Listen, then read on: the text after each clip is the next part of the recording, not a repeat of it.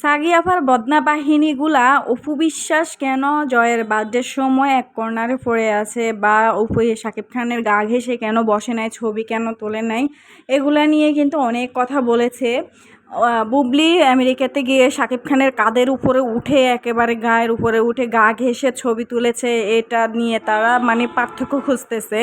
মানে এটাই বোঝাচ্ছে যে বুবলির সাথে সম্পর্ক আছে বিদায় একেবারে কোলে উঠে ছবি তুলছে শাকিব খানের বুবলি। অপু বিশ্বাসের সাথে সম্পর্ক নাই, তারপরে সংসার নাই, এই জন্য অপু বিশ্বাস নিরীহর মতো এক কর্নারে পড়ে আছে, শাকিব খান তাকাচ্ছে না বা শাকিব খান কোনো পাত্তাই দিচ্ছে না। তো তারা হয়তো মানে সাগি বাহিনীদেরকে বলতে চায়, বদনা বাহিনীগুলারে বলতে চায়, তোরা হয়তো ভুলে গেছস যে তোরা নির্লজ্জ হতে পারস, তোদের নায়িকা নির্লজ্জ হতে পারে, অপু বিশ্বাসকে এখনও নির্লজ্জতার মতো কোনো কিছু করতে তোরা দেখছো নাই।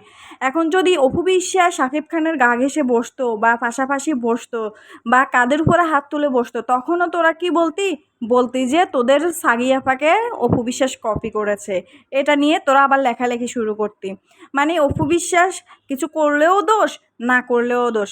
আর অপু বিশ্বাস এতটা নির্লজ্জ না, শ্বশুর শাশুড়ি ননদ, তারপরে ননদের জামাই সবার সামনে একেবারে সাকিবের কাঁধের উপরে উঠে বসবে, দুনিয়ায় মানে পুরো দুনিয়াকে একেবারে দেখিয়ে দিবে, এরকম নির্লজ্জ কিন্তু অপু বিশ্বাস না। ঠিক আছে, অপু বিশ্বাস কিন্তু পার্সোনালিটি জানে, নিজেদের ব্যক্তিগত ব্যাপারগুলো উনি হাইড রাখতে জানে। শ্বশুর শাশুড়িকে সম্মান করেই কিন্তু উনি গা ঘেঁষে বসে নাই।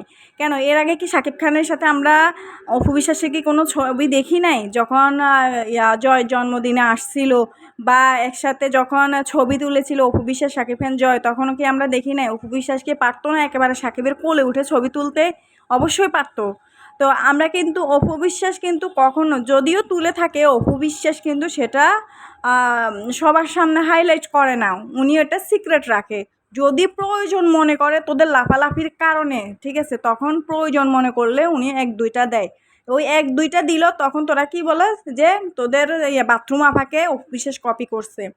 তো মাথা মোটা, তোদের মাথায় একটু ঘিলু ঢুকা, একটু জ্ঞান বুদ্ধি কিছু আন, হাঁটুর নিচে আর বুদ্ধি রাখিস না ভাই তোরা।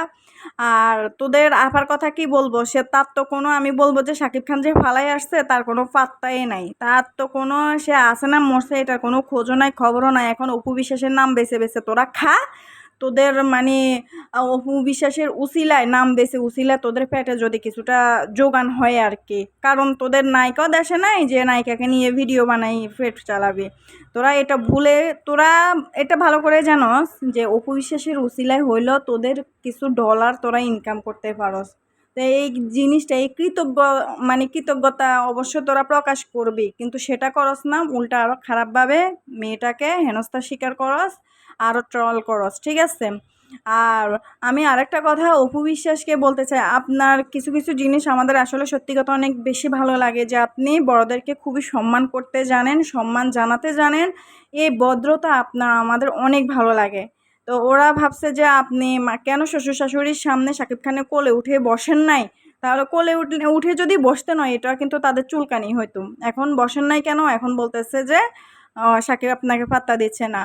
ও আর একটা কথা, ওরা বলেছিল যে অপু বিশ্বাসের বাসায় কিন্তু শ্বশুর শাশুড়ি বা কেউই যায় না, অথচ প্রথম যে জয়ের কেকটা কিন্তু অপু বিশ্বাসের বাসায় শ্বশুর শাশুড়ি ননদ সবাই মিলে গিয়ে কাটা হয়েছে, যদিও শাকিব খান নিজের কাজ নিয়ে ব্যস্ত ছিল। তো ওনার শ্বশুর শাশুড়ি ননদে জামাই ছেলে মেয়ে সবাই ওইখানে যায়, অপু বিশ্বাসের বাসায় যায় কিন্তু সর্বপ্রথম জয়ের কেকটা কাটা হয়। ঠিক আছে, এরপর যখন শাকিব খানের বিভিন্ন কাজে উনি ব্যস্ত ছিলেন, ওনার ব্যস্ততা সেরে কিন্তু উনি একটা ইন্টারভিউতেও ছিলেন, তো ওইখান থেকে আসিও কিন্তু উনি ওনার ড্রেসটা পর্যন্ত চেঞ্জ করে নেয়, ওই ড্রেস নিয়ে, মানে কতটা ভালোবাসা থাকলো ওই ড্রেস নিয়েই কিন্তু ছেলে জয়কে নিয়ে কিন্তু উনি কেকটা কেটেছেন।